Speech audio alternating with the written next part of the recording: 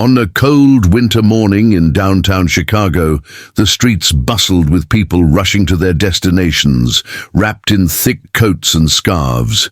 Amid the noise and commotion, a young boy named Ethan darted through the crowd, his cheeks red from the biting wind, his eyes wide with panic.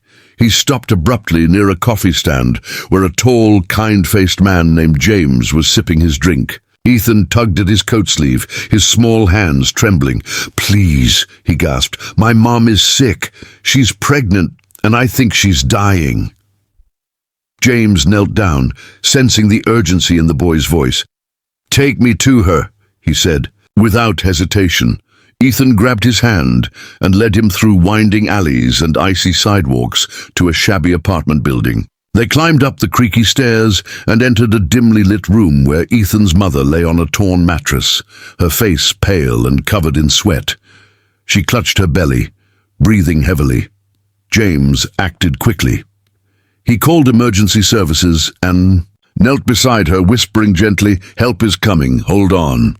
Ethan clung to his side, his small heart pounding. Within minutes, paramedics arrived, placing her on a stretcher and rushing her to the hospital. James rode with Ethan in the ambulance, holding his hand tightly. At the hospital, doctors fought to stabilize Ethan's mother. Hours passed. Finally, a nurse approached them with a tired smile. "She's stable, and the baby is safe," she said. James and Ethan both exhaled in relief. That night, James stayed by Ethan's side in the waiting room, buying him snacks and listening to his stories. In the following days, James visited them regularly. He brought flowers for Ethan's mother, who introduced herself as Sarah. She was soft-spoken, with intelligent eyes and a warmth that filled the room. Despite her fragile condition, she smiled often and thanked James for his kindness. Sarah shared that she had no family nearby and had been working as a school librarian. Her pregnancy was unexpected, and she had been too afraid to seek help. Ethan had been her only strength. James was touched by her courage. Days turned into weeks, and James became a constant presence in Sarah and Ethan's life. They would share meals, laughter, and stories. Ethan began calling James Uncle, and Sarah's appreciation for him deepened. One afternoon, while sitting on a park bench watching Ethan play, Sarah turned to James and said, "I never expected a stranger to save my life, let alone become family." James smiled and shrugged. "Sometimes life chooses your family for you." But as peaceful as things seemed, James noticed odd occurrences. Men in suits would occasionally linger near Sarah's apartment, and her phone would ring at strange hours. When James inquired, Sarah hesitated, then confessed, "I'm not just a librarian. My husband was the CEO of a billion-dollar company. He died in a plane crash a year ago.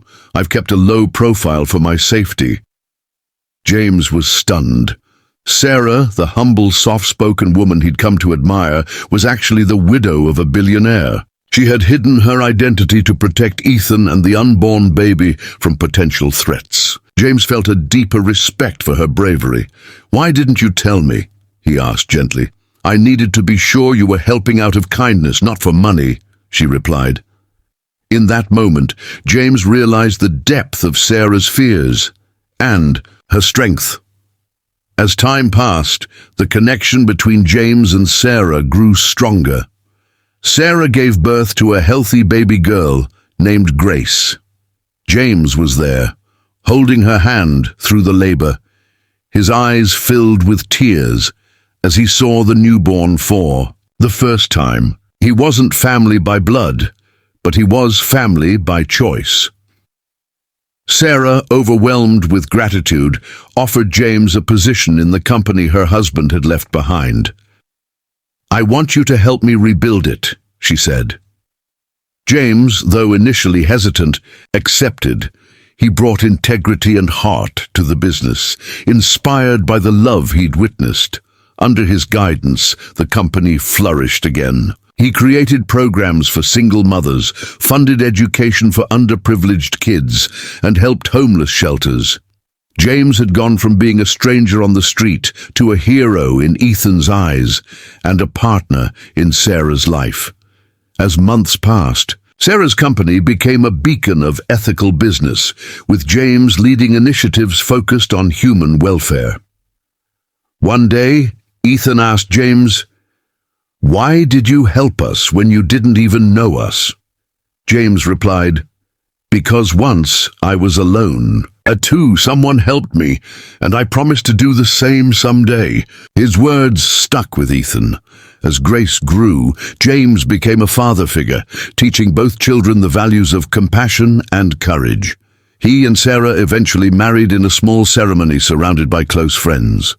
Their story became an inspiration for many, often featured in articles about kindness and destiny, but the true reward was the life they built, a loving family that rose from despair, a home full of laughter and second chances. Years later, Ethan, now an adult, stood at a charity event organized by the family's foundation.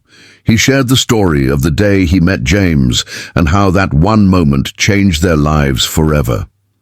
Tears filled the eyes of the audience as they heard how a young boy's cry for help led to the rebirth of hope, love, and purpose. It was a story of unexpected connections, the power of choice, and the magic that unfolds when we listen to our hearts. James, now older and retired, watched from the side, proud and humbled. He had found his purpose, not in wealth, but in service, not in titles, but in love, and that made all the difference.